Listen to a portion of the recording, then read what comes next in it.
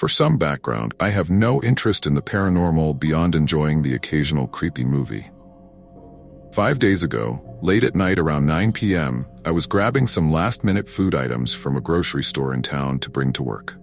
As I exited the store and returned to the underground car park, I saw 2 young children standing in the shadowy back corner. At first, I wasn't concerned, but the way they stood so still and stared at me was deeply unsettling. Their eyes seemed to lock onto mine with an unnerving intensity. I shouted, "Is everything okay?" but got no response. I started to approach them, thinking they might need help, and as I did, they began to walk slowly towards me. An overwhelming sense of dread gripped me. It felt as if I was being drawn into something sinister. I managed to stammer out another, "Can I help you?" But they just continued their slow, deliberate approach. In a panic, I jumped into my car and sped off. They followed for a few seconds, their movements unnervingly synchronized before stopping as I turned out of the car park. I glanced back, and that's when I saw it. They had turned and were walking back to the corner, but their movements were unnatural, almost mechanical. It was like they were gliding rather than walking. As I drove away, I couldn't shake the feeling that they weren't just children. It was as if they were something else entirely. Something that shouldn't have been in that parking lot. I called shop security on the ride home and asked them to check it out. They never got back to me. Later, I heard that security had reviewed the footage, but there was no sign of the children. It's like they had never been there at all. The way they vanished, without a trace, left me with a chilling feeling that something more sinister was at play. To this day, I can't stop thinking about their eyes, cold, unblinking, and seemingly devoid of any warmth or humanity. It's unsettling to think about what might have really been lurking in that parking lot.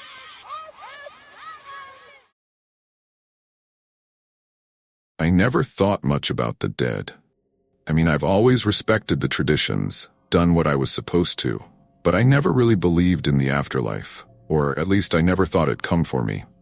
It was about a week after Mrs. Davis passed away. You know, the sweet old lady who lived down the street.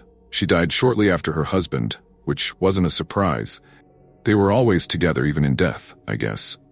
Anyway, I'd forgotten all about it, honestly. Life moves on, right? That morning, it was still dark. I'd woken up early for my usual jog, just before dawn, around 3 a.m. No one else in the neighborhood was awake at that time. It was peaceful, really. Just me, the cool air, and a cigarette hidden away in my jacket. It wasn't much of a workout routine. I mostly used the time to smoke without my dad finding out. I lit up as I passed the old Davis house. My mind was miles away, thinking about anything but death, when I noticed her. Mrs. Davis. Standing right there, just ahead of me, dressed like she always was, with that soft smile on her face. My heart skipped a beat, but I played it cool. I even said hello, out of reflex more than anything else. I didn't think twice. Why would I? She looked, well, normal, alive. I kept walking, my mind starting to catch up with my body. I took a drag of my cigarette and it hit me. Mrs. Davis had been dead for over a week. I'd forgotten, completely. But I had just seen her, hadn't I? The realization crawled under my skin, slow and cold. I turned around to look back, but she was gone. Just gone. The street was empty, the way it always is at 3 a.m. I stood there for a second, my cigarette burning down between my fingers, and suddenly everything felt wrong. The quiet wasn't peaceful anymore. It was suffocating, like the darkness had swallowed her whole. I told myself I was imagining it, just some trick of the mind. Maybe I'd been half asleep, still waking up. But the more I thought about it, the less sense it made. I knew what I saw. Her face, the way she smiled, too real to be a dream, too real to just forget. I should have gone home right then, but I didn't. I pressed on, but I couldn't shake the feeling that something wasn't right. As I passed the next row of houses, I could feel eyes on me, like someone or something was watching from the shadows. The hair on the back of my neck stood up, and I swear I heard footsteps behind me, quiet but unmistakable. I stopped, turned around again, and nothing. Just the dark. But the feeling didn't go away. It was as if Mrs. Davis hadn't disappeared, like she was still out there somewhere, waiting. By the time I got home, I was drenched in sweat. I never told anyone about it, not even my dad. What would I say? "Hey Dad, I saw a ghost on my jog." He'd think I'd lost it. But deep down, I know what I saw. And now every time I pass by that house, I keep my head down, avoiding the windows. Because there's something about seeing the dead that changes you. And once you've seen them, you start to wonder when they'll come back.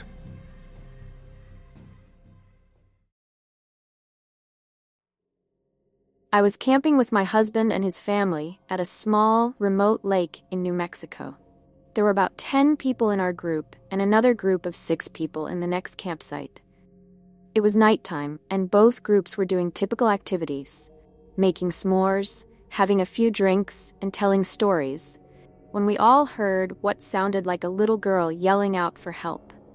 Neither group had children with them, but we were all positive we were hearing a little girl, and decided to search the area we heard the noises from together.